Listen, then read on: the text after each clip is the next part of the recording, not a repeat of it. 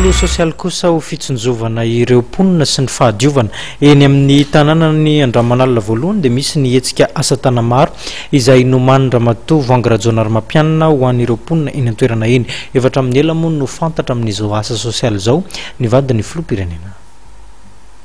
Voasikajo ao anatin'ireo ho fokontany be mponina indrindra eny Andramanalina voalohany.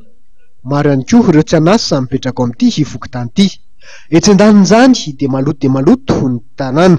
Napakevitra araka izany Ramatoa Rajonary Mampianina Voangy vadin'ny filoham-pirenena fa andefany ekipany hiariny roso tamin'ny asa tana maro ho fanadiovana ny fokontany sy hanomezana asa vonjy maika ireo olona misy 20 izay nitolorana 3,000 ariary. Fatsapanay fahatongavany HIMO eto Andramanalina voalohany dia misaotra ny vadin'ny filoham-pirenena Rajonary Mampianina aloha izay amin'izao asa ataonay izao.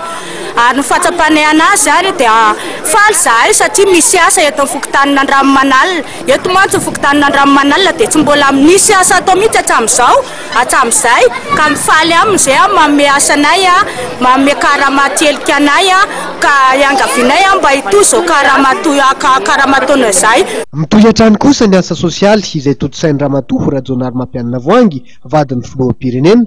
Ny asa sosialy tanterahany vadin'ny filoham-pirenena Ramatoa Vangrajonary Mampianina dia tsy mizatra hoe nanomboka tamin'io fa efa nanomboka tamin'ny asa sosialy be dia be tao ny biblioteka izany efa nisy anaky 5 dia mbola hotohizana koa atsy-hoatsy eraky ny Madagasikara mandeha tsikelikely moa ireo.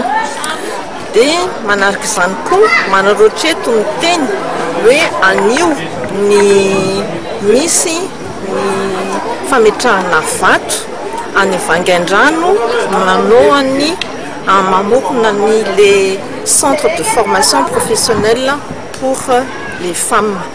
Roa andro ny faharetan'ity asa tana maro izay nitotosaina tesy Andramanalina voalohany ity.